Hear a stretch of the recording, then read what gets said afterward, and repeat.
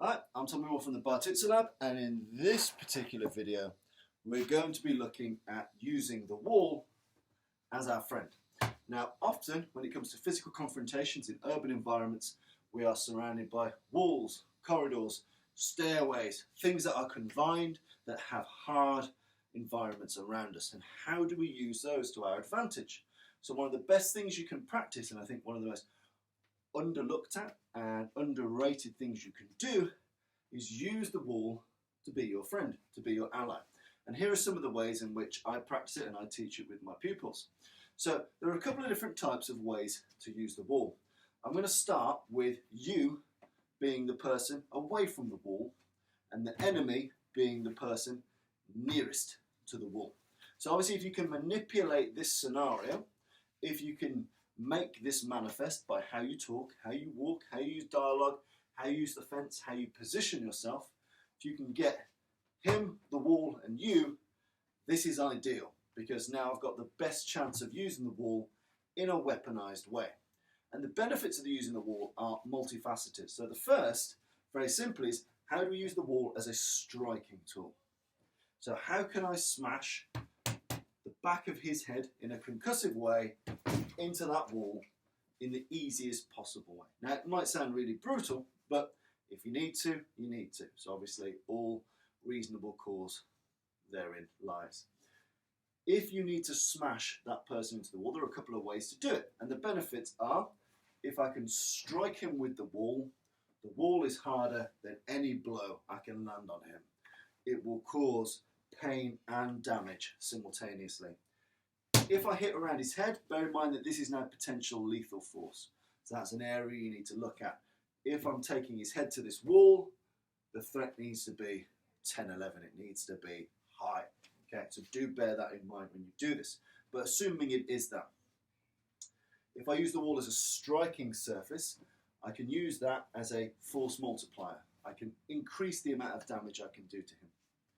If I use the wall as essentially an aid to my grappling, if I grind him into the wall, so I'm not necessarily percussive, but I drive him into the wall, it's actually quite hard for him to drive me back. If I'm really driving into him and pushing against the wall, you see this in using the cage in MMA all the time. When people are manipulated against a surface, it's harder for them to counteract effectively. They can't do much to you because they don't have their positioning to land decent strikes. And he's going to have to really grapple his way through this. He can still strike me, but my striking, because of my framing, will be better. So there's the wall as a percussion tool, and there is the wall as an aid to positional dominance, using the wall to positionally dominate this person and then find opportunities to escape or attack or draw a weapon and attack or take away his weapon and attack. There are lots of different options from there. But the wall as a weapon. From this range, one of my favourite techniques is to do a simultaneous attack. Okay? Attacking at head height when you're in proximity to hitting the wall, I find problematic because people tend to move when you deck them. And if I take a decent shot at this wall, it's going to cause me some serious injury. So one of the first things I'd recommend, I've got Bob a little bit away from the wall to make it clearer to you, but he could be just centimetres off, or he could be 1.5 feet away. Doesn't really matter. One of my favourite ways at this range to use the wall as my weapon is to frame with an edge of hand blow. So using the forearm or the edge of the hand, smashing it into his throat, making sure I drive into him with a drop step. And as I do so, I also hit the stomach, so I get both at the same time. So I smash into him this way. This negates me being in danger of hitting the wall. It's very hard for him to evade because this is now a large striking surface. So when I hit him with this, it's very unlikely I'll miss. I still want to get his attention with something. So I still want to drive. In this instance, I'm using a pugilistic contracted arm blow. So like an upside down cross, smashing that into his solar plexus, his bladder, his groin, his liver, or his spleen, depending on what's available. But from here, I get the frame and the push. Okay? So I've ballistically struck his head with the wall. I've given him another area of pain and damage, and I finish in this position. So I've used the initial strike to use the wall to strike him, and I've ended up in this battle for positional dominance anyway. The main benefit of doing an edge of hand blow and using sticky contact, so not being transactional, but sticking with it, is once I've landed with that force, I can drive and I can press. So whilst it's nice to be able to be choppy and powerful, in reality, in this particular iteration, we want to hit and drive to smash his head into this wall. Okay. Other iterations, such as going low and then firing a chin jab. In this version, I won't grab. Often in a chin jab, I'll grab the back of the person. In this one, I'll treat it like I don't have the attachment. And essentially, you drop the weight, you drive the palm just under the chin, bam, you drive his head back. But normally in a chin jab, we want this rock motion here. I'm going to angle it a little bit off to get that.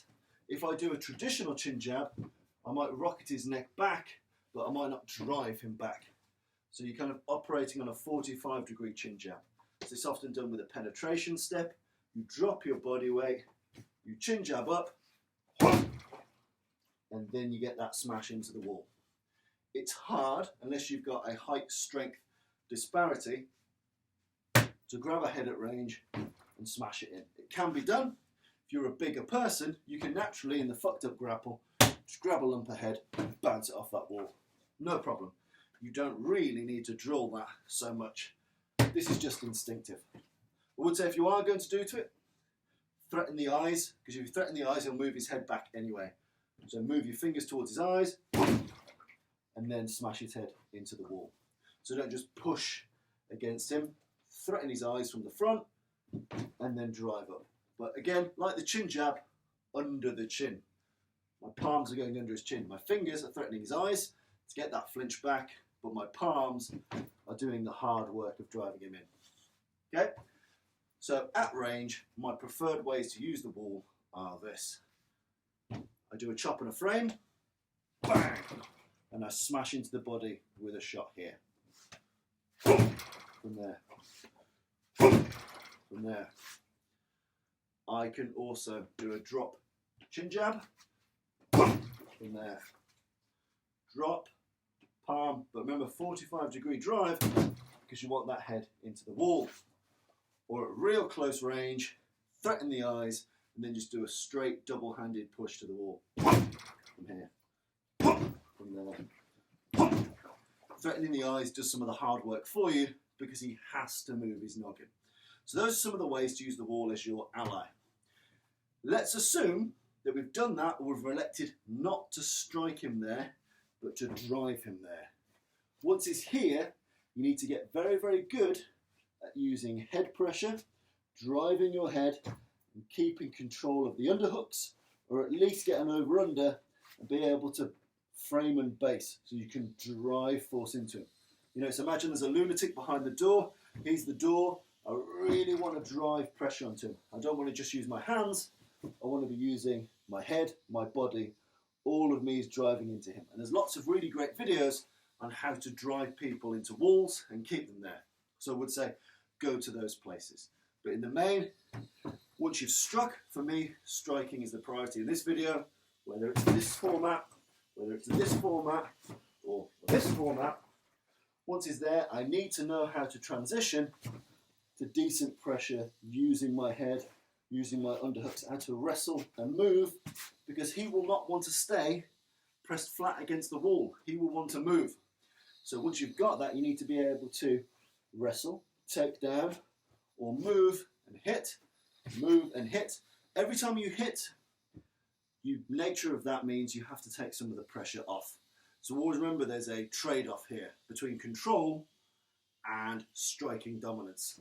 I can control him against here and I can grind him, but eventually, if I can't escape, if I don't cause him damage, he'll come after me.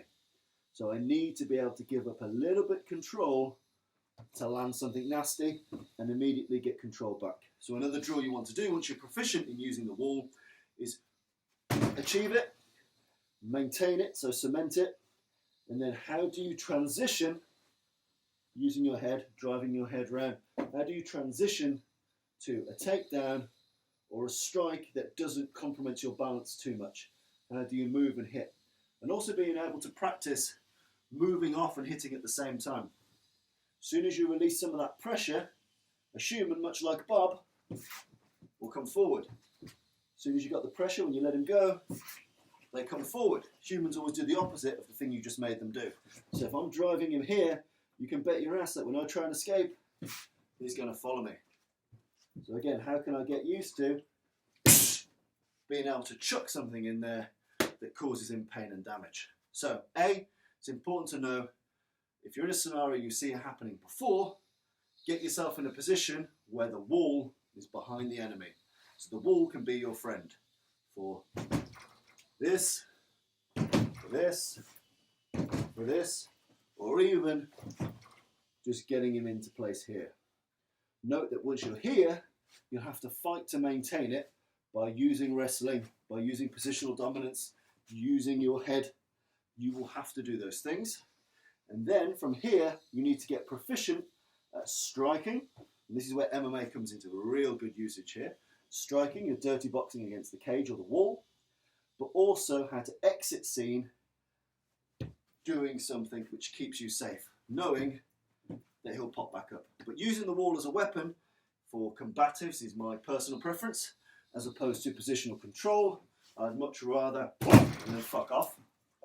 But if you need to, once you've struck, you need to know how to maintain pressure and positional dominance on him. Now, let's reverse the waltz. So, I've been stupid, and I've allowed this guy to position me thusly. Now, I'm at a disadvantage. I'm in the danger zone. It's harder for me to escape. It's harder for me to draw a weapon. It's harder for me to do many, many things. So, a couple of ways in which we can use the dude. One of the main things is people default to striking from here. And while people can have some great success striking with their back to an environment, it's really quite hard to pull off. So some people are really proficient in fighting in the corner, fighting with their back against the cage or the wall. But in reality, even if you are good at it, it's a perishable skill. It requires good reflexes, good honing, and it doesn't account for many of the bad things that can happen where a situation, instead of the ring, instead of the cage, it's a hard, lumpy wall. So, one of the easiest things to do is drive the man into the wall. He will want to compress me anyway. He will either want to compress me to threaten me with a weapon, he'll want to compress me so he can push my head into that wall, or he will otherwise just want to drive my back flat to this. So he's already wanting to come this way. If he wants to strike from here, which is unlikely, there are ways in which we can work with it, but odds are, as soon as you're in this position, people compress. So allow him to compress. So one of the easiest things is you can get a firm double lapel and get used to pivot stepping. So you see my right leg here, I step it beyond my left leg. So I pivot and I drive. Okay? It's important that I pull with my elbows close to my body. I don't flare them out, elbows close to the body. And I turn the knuckles in. So you see? Turn the knuckles in. So once I've got this, and he's probably hitting me, spitting at me, being a horrible cunt, I land this. One of the best ways to grab when you're under threat or duress is to slap grab. So first get palms on the target and then grab, as opposed to trying to grab as you land. So once you've got this, get your head in close, because now my head's safe. Okay? So I've achieved a grip. If I leave my head in no man's land, any strike could bounce my head off the wall. So once I get this, drop the head. Drop the head. And drop it like a headbutt. Make that fucker move. Okay? Now from here, it's much harder for him to crack my head against the wall. So job one, defend the command center. So if I find myself in this position and I've achieved the grab here, drop my nut. I drop my nut to scare him, to potentially land the headbutt, but most importantly, to stop my head being blasted against that wall. Once I've got this, the first easy movement is to pull the elbows into the body and pivot off the leg. And as you can see from here, then you transition to further repeatedly doing this, or escaping, or doing something else, but you don't want your back to that wall. So nice and simple, elbows in tight, knuckles wound round. Very importantly, dropping the head. Pull as you pivot. Pull as you pivot. Okay? Now another option, if he gets a bit closer, okay? If he gets a bit closer, you might be able to angle your body a little bit and get your right arm near his right shoulder.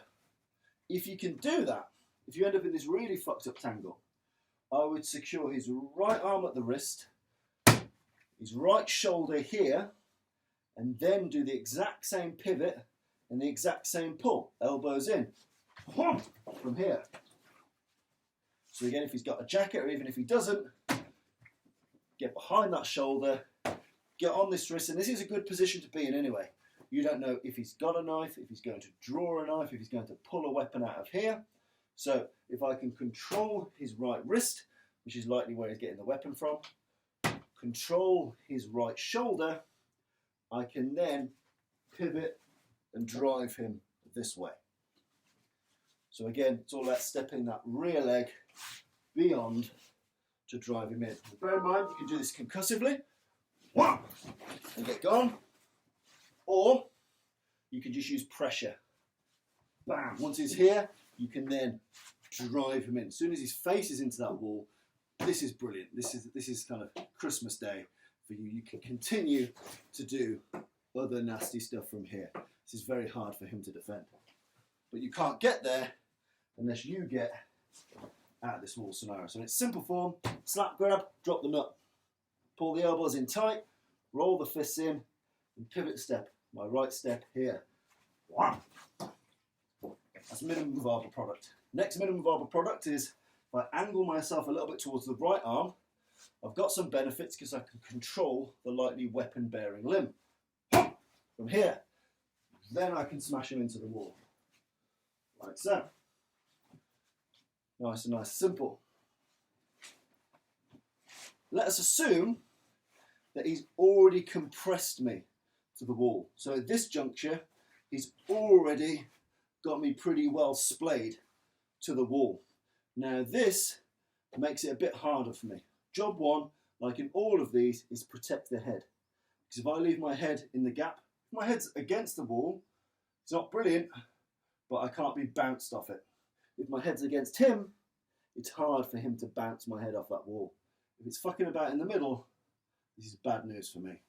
So if I'm already in this tight compression, first move is to get my head completely out of dodge. From here, I drive that head in, and then I use essentially almost like a rabbit punch style motion. So you can punch it in. I prefer the open hand, so he's really compressed me in.